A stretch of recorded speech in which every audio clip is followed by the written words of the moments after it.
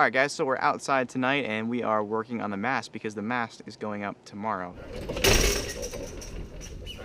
We've actually already rewired the mast with all new wire, all new VHF cable and radar cable as well. So we're currently installing the radar mount, and we ran into a little bit of an issue with the rivets that were provided. The rivet gun that we have was unable to actually break these rivets off, and rather than go buy a more heavy duty gun, spend more money, we decided we're just gonna drill and tap the holes. We're gonna put a little bit of Loctite on there to lock the threads, and it should be pretty good. There's gonna be 6 screws on each side, so I don't think it's going anywhere. You can see that this rivet's already kind of holding it in place, so I'm just gonna drill out another one of these holes here.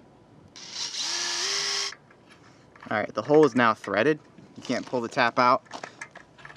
And now we've got our number 10 32 thread 3/16 stainless steel Phillips head screw pan head. This is the Loctite, so just a little bit of this will go a pretty long way. The radar mount came with these little plastic washers. I'm gonna set the chuck lower to 8 so that I don't over tighten this. There we go. And that was a drilled and tapped hole, and that should last a pretty good amount of time. We are also going to be putting our new rigging on the mast tonight so that it's ready for when the lift comes tomorrow.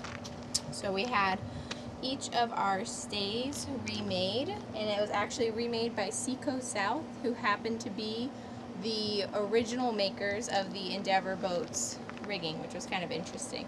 So they're over in St. Pete nearby, and they had done our rigging for us on our old boat Somnium, so we went back to them again.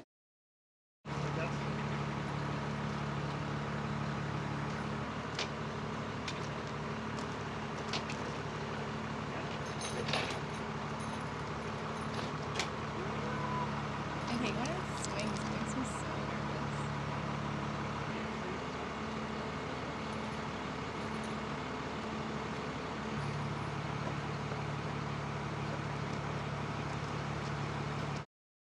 What's up guys? So behind me right now is Randy, and behind her is a big old box. Now what's in that box? It's this giant flexible coil.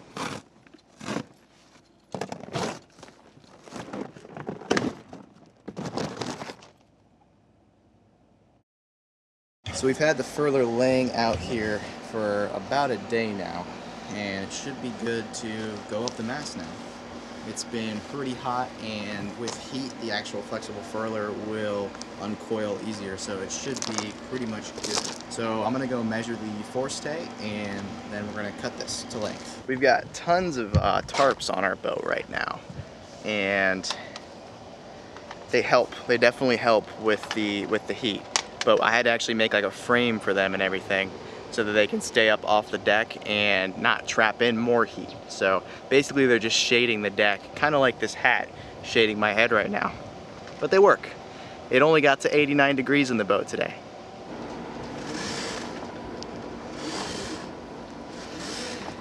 Alright, so first you measured the length the stay actually is, which is 40 feet, 9 inches. But you know that you have to take off 26 inches. Through here.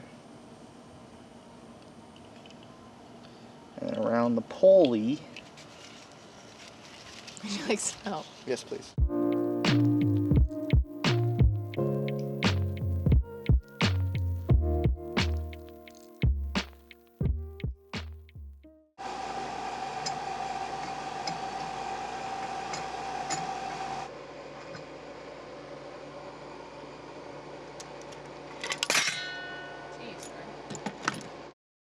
What's up guys? We are in high gear today. Randy is back there getting the sander ready and the vacuum ready to start sanding the bottom. She's going to be doing that while I'm going to be up in the cockpit glassing in supports for the cockpit, because we took out a couple supports a while back and we got to add some back in because the cockpit flexes a little bit now when you stand in it. So I'm putting in 2 new supports and glassing those in, tabbing them in. I've got to cut them and grind and do all that jazz. And then we also just finished up glassing these holes on the transom right here. This was the old exhaust, this was the old manual bilge pump, and this was the old propane exhaust. So once those are cured, we can start fairing the hull and then we can paint it. So We are trying to get a lot done today. I want to apologize. There's probably not going to be a crazy amount of filming today just because we're in a high gear work mode just so that we can get out of the yard as quickly as possible. We're going to try to get as much prep work done today as possible so we can get those top sides painted,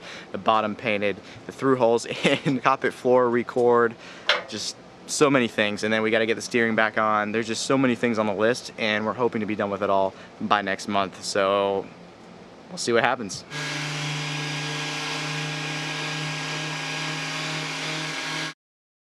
Alrighty guys, so we're about to do something that seems kind of dumb, however it needs to be done. The core of the deck here in the cockpit is very, very wet. So the strength of the cockpit sole is actually compromised. And since we're replacing all the steering, putting a whole bunch of new components in, it doesn't make any sense to put all that new stuff in over a rotten deck. So we might as well replace it now, and then once we're done with that, we can put all that brand new steering in and be done with it and not have to worry. Probably gonna rain at some point. That's why we have the tarps out. Unfortunately, it's the end of summer in Florida. It rains every single day and there's not much we can do about it. So we're just gonna try to cover our work as much as possible with tarps and hope for the best. So, alrighty, let's get to it.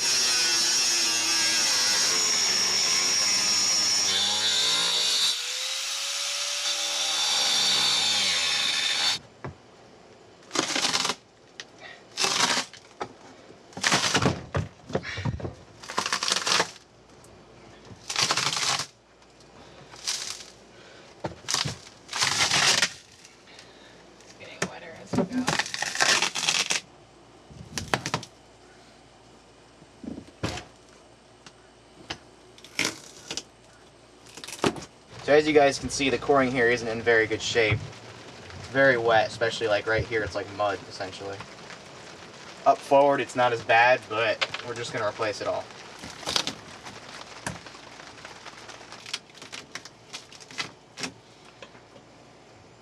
That's disgusting. I don't even know where to throw it. We need a trash bag. What are you doing out here, Randy?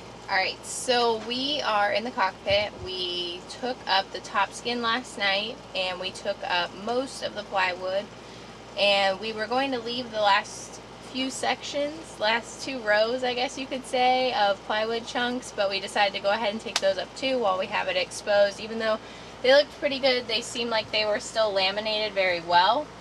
But we might as well do it while we have it all open and just start fresh with clean plywood throughout. You can kind of see where we've taken out. This was a layer of 3/4 inch plywood in the front here. Then behind that we had a layer of 3/4 inch, more laminate, and another layer of 3/4 inch. And behind that, it looks like above the wheel we had either a 1/2 inch or possibly even just a 1/4 inch of wood there. So we're gonna have to kind of figure out what to do with that section, but right now we just need to finish getting up this plywood here in the front and sanding out a little bit more that's still stuck to the bottom skin and cleaning up all the debris that's been left behind.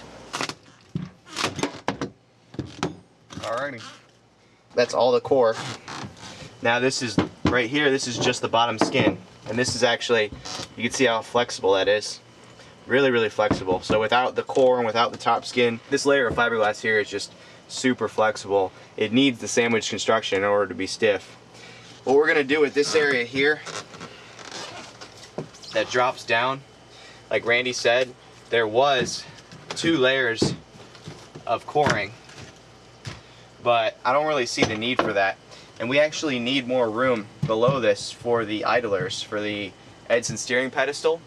We actually need about 3/4 inch. We're gonna remove this skin right here and make it level with this skin right here, so that this will just go straight back, and that'll give us another 3/4 inch of room down here.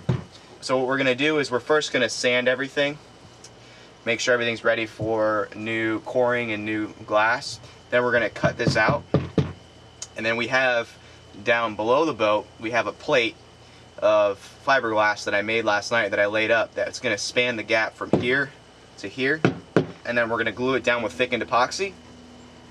Then once that sets up, we can lay up all the new coring and all the new laminate and everything here. So we are going to add also a layer of glass to the bottom skin as well. That's why we really want to clean up that bottom skin and sand it well. Yep, so after we put this plate in, we'll put another layer of glass, then coring, then more glass. So it should be rock solid and definitely a lot stronger than what it was with all this gross wet wood. Anybody want any fresh pulled pork? Why am I getting hungry?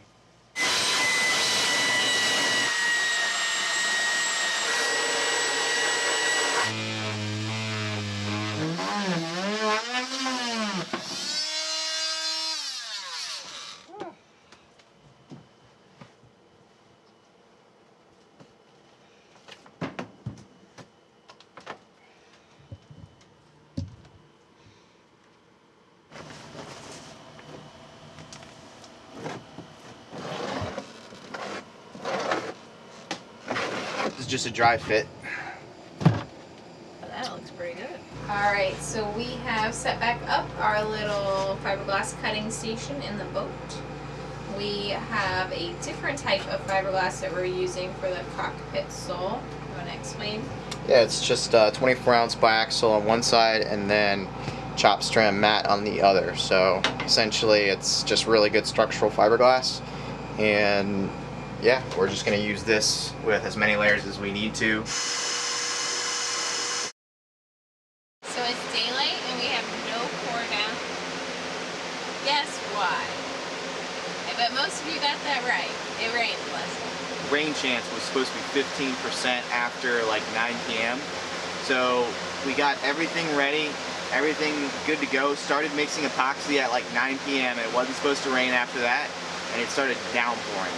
So we had to close everything up.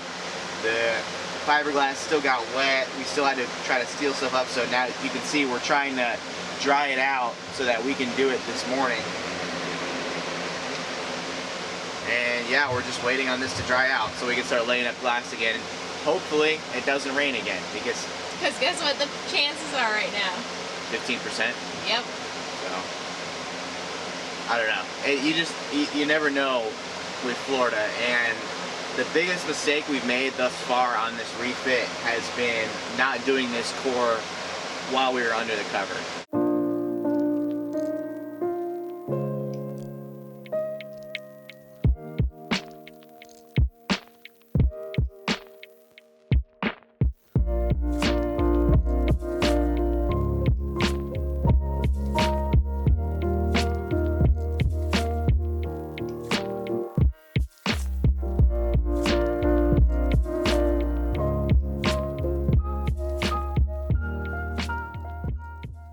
Alright guys, it is done for now. Everything is laid up, weighted down, and we'll see how it cures. What's up guys? So we had a couple things we wanted to go over, so we wanted to do it in this little real-time format. We wanted to thank the companies we worked with on this video. The first being CDI, so Cruising Design International. They made the furler that we put on in this video. They helped us out on our last boat, and they helped us out on this boat as well. Their furlers are awesome, so their link is going to be in the description below. The second being Seco South. Again, they were another company that we worked with on Somnium, and they worked with us again on Freebie. So they made the rigging, and they're an awesome company located in St. Petersburg. As Randy said in the video, they actually made the original rigging for this boat. So it's kind of funny, it's kind of interesting, 40 years later they made the new rigging as well. If you guys are looking to get new rigging, they're super easy to work with. All you have to do is send them your old rigging or bring it in, and they'll duplicate it for you, and they're pretty reasonably priced as well. So their link's going to be in the description below. We also wanted to touch base on our little update from last week's video. As you guys know, we are doing a special little Patreon reward as part of us being around for 2 years now, and we're so excited to have shared this whole process with you. And we wanted to say thank you with a special limited edition t-shirt or sticker based on your tier level. There's some more information for you about that on Patreon, and this is for current patrons and any new patrons who sign up with us by the end of this month, so October 31st.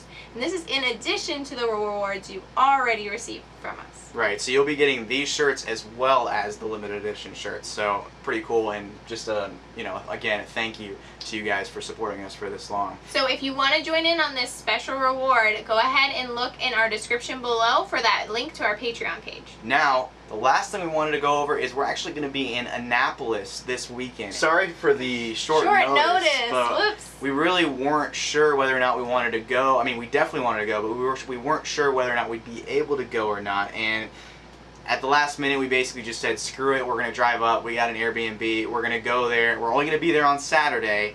But if you guys are there at the show on Saturday and you want to meet up, feel free to shoot us a message on Facebook, Instagram. In the comments section. In the comments. You can shoot us an email, whatever you want to do. And we'll see if we can meet up at the show. It should be pretty fun, and I hope to see a lot of you guys there as well. As always, guys, if you enjoyed this video, make sure you leave a like and a comment down below. If you haven't already, hit that subscribe button to follow along with us, and that notification bell if you want to know each time we upload a video. Have a good one, guys. Until next time. Thanks.